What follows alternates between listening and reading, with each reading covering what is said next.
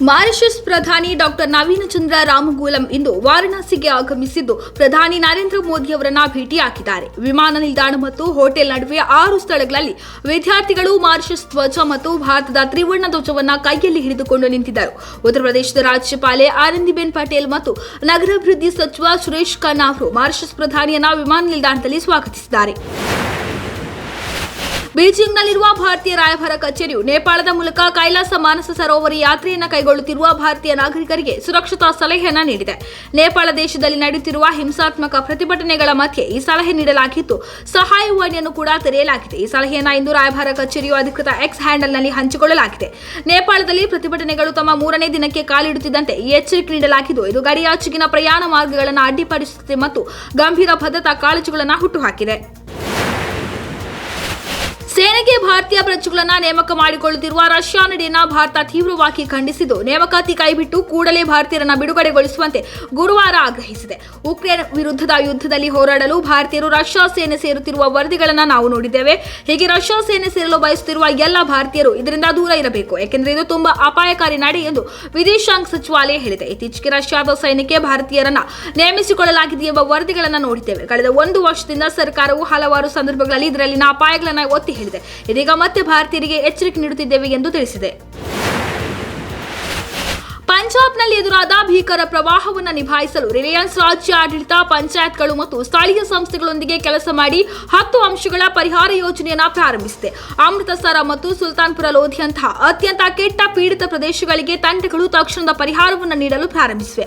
Reliance industries ಲಿಮಿಟೆಡ್ನ ನಿರ್ದೇಶಕ ಅನಂತ್ ಅಂಬಾನಿ, ಈ ದುರಂತದ ಸಮಯದಲ್ಲಿ ನಮ್ಮ ಹೃದಯ ಪಂಜಾಬ್ನ ಜನರೊಂದಿಗೆ ಇವೆ. ಅನೇಕ ಕುಟುಂಬಗಳು ತಮ್ಮ ಮನೆಗಳು, ಜೀವನೋಪಾಯ ಮತ್ತು ಭದ್ರತೆಯ ಪ್ರಜ್ಞೆಯನ್ನು ಕಳೆದುಕೊಂಡಿವೆ. ರಿಲಯನ್ಸ್ ಕುಟುಂಬವು ಅವರೊಂದಿಗೆ ನಿಂತಿದೆ ಎಂದು ಹೇಳಿದ್ದಾರೆ. ಭಾರತ ಮತ್ತು ಪಾಕಿಸ್ತಾನ ನಡುವೆ ಸೆಪ್ಟೆಂಬರ್ 14ರಂದು ನಡೆಯಲಿರುವ ಟಿ20 ಏಷ್ಯಾ ಕಪ್ ಪಂದ್ಯವನ್ನು ರದ್ದುಗೊಳಿಸುವಂತೆ ಕೋರಿ ಸಲ್ಲಿಸಿದ್ದ ಅರ್ಜಿಯನ್ನು ಸುಪ್ರೀಂ ಕೋರ್ಟ್ ವಿಚಾರಣೆಗೆ ತಿರಸ್ಕರಿಸಿದೆ. 2025ರ ಟಿ20 ಏಷ್ಯಾ ಕಪ್ ವೇಳಾಪಟ್ಟಿ ಪ್ರಕಟವಾದಾಗಿನಿಂದಲೂ ಭಾರತ ಪಾಕ್ ನಡುವಿನ ಪಂದ್ಯಕ್ಕೆ ಭಾರೀ ವಿರೋಧ ಕೇಳಿ ಬರ್ತಿದೆ. ಆಪರೇಷನ್ ಸಿಂಧೂರ ಕಾರ್ಯಾಚರಣೆ ಬಳಿಕ ಉಭಯ ದೇಶಗಳ ನಡುವಿನ ರಾಜತಾಂತ್ರಿಕ ಸಂಬಂಧಗಳು ಹದಗೆಟ್ಟಿವೆ. ಹೀಗಾಗಿ ಇಂಡೋ ಪಾಕ್ ಪಂದ್ಯ ನಿಲ್ಲಿಸುವಂತೆ ಒತ್ತಾಯಗಳು ಕೇಳಿ ಬರ್ತಿವೆ. ಅದೇ ರೀತಿ ಭಾರತ ಪಾಕಿಸ್ತಾನ ನಡುವಿನ ಏಷ್ಯಾ ಕಪ್ ಪಂದ್ಯವನ್ನು ರದ್ದುಗೊಳಿಸುವಂತೆ ಸುಪ್ರೀಂ ಕೋರ್ಟ್ಗೆ ಸಾರ್ವಜನಿಕ ಹಿತಾಸಕ್ತಿ ಅರ್ಜಿ ಸಲ್ಲಿಸಲಾಗಿತ್ತು. ಆದರೆ ಅರ್ಜಿಯನ್ನು ವಿಚಾರಣೆಗೆ ಪರಿಗಣಿಸುವುದಕ್ಕೂ ಸುಪ್ರೀಂ ಕೋರ್ಟ್ ನಿರಾಕರಿಸಿದೆ. ಉಪರಾಷ್ಟ್ರಪತಿಯಾಗಿ ಆಯ್ಕೆಯಾದ ಚಂದ್ರಾಪುರಂ ಪೊನ್ನುಸ್ವಾಮಿ ರಾಧಾಕೃಷ್ಣನ್ ಅವರ ಪ್ರಮಾಣ ವಚನ ಸ್ವೀಕಾರ ಸಮಾರಂಭವು ಸೆಪ್ಟೆಂಬರ್ 12ರಂದು ಶುಕ್ರವಾರ ಬೆಳಿಗ್ಗೆ ನವದೆಹಲಿಯ ರಾಷ್ಟ್ರಪತಿ ಭವನದಲ್ಲಿ ನಡೆಯಲಿದೆ. ರಾಷ್ಟ್ರಪತಿ ದ್ರೌಪದಿ ಮುರ್ಮು ಅವರು ರಾಧಾಕೃಷ್ಣನ್ ಅವರಿಗೆ ಪ್ರಮಾಣ ವಚನ ಬೋಧಿಸಲಿದ್ದಾರೆ. ಸಮಾರಂಭಕ್ಕೆ ಆಹ್ವಾನಗಳನ್ನು ಎನ್ಡಿಎ ಹಿರಿಯ ನಾಯಕರಿಗೆ ಕಳುಹಿಸಲಾಗುತ್ತದೆ.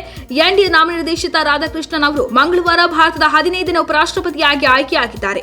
ವಿರೋಧ ಪಕ್ಷದ ಅಭ್ಯರ್ಥಿ ಮತ್ತು ಸುಪ್ರೀಂ ಕೋರ್ಟ್ನ ಮಾಜಿ ನ್ಯಾಯಾಧೀಶ ಬಿ ಸುದರ್ಶನ್ ರೆಡ್ಡಿ ವಿರುದ್ಧ 452 ಮತಗಳನ್ನು ಪಡೆದು ಆಯ್ಕೆಯಾಗಿದ್ದಾರೆ.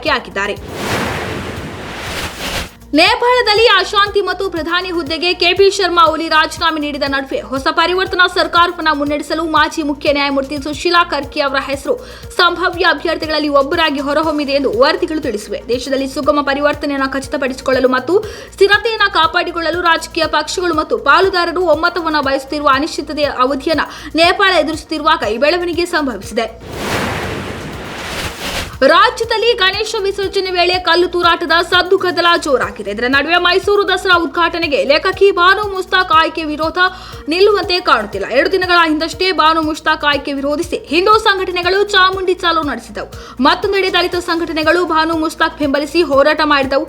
ಇದೀಗ ಕಾನೂನು ಹೋರಾಟ ಕೂಡ ಜೋರಾಗುತ್ತಿದೆ. ನಾಡಹಬ್ಬ ಐತಿಹಾಸಿಕ ಮೈಸೂರು ದಸರಾ ಉದ್ಘಾಟನೆಗೆ ಬೂಕರ್ ಪ್ರಶಸ್ತಿ ಪುರಸ್ಕೃತ ಲೇಖಕಿ ಬಾನು ಮುಸ್ತಾಕ್ರನ್ನ ಮುಖ್ಯ ಅತಿಥಿಯಾಗಿ ಆಹ್ವಾನಿಸಿರುವ ರಾಜ್ಯ ಸರ್ಕಾರದ ಕ್ರಮ ಪ್ರಶ್ನಿಸಿ ಮಾಜಿ ಸಂಸದ ಪ್ರತಾಪ್ ಸಿಂಹ ಈಗಾಗಲೇ ಹೈಕೋರ್ಟ್ ಮೆಟ್ಟಿಲೇರಿರುವುದು ಎಲ್ಲರಿಗೂ ತಿಳಿದಿದೆ. ಇದರ ಬೆನ್ನಲ್ಲೇ ಇದೀಗ ಕರ್ನಾಟಕದ ಹೈಕೋರ್ಟ್ನಲ್ಲಿ ಮತ್ತೆರಡು ಪ್ರತ್ಯೇಕ ಸಾರ್ವಜನಿಕ ಹಿತಾಸಕ್ತಿ ಅರ್ಜಿಗಳು ಸಲ್ಲಿಕೆಯಾಗಿವೆ.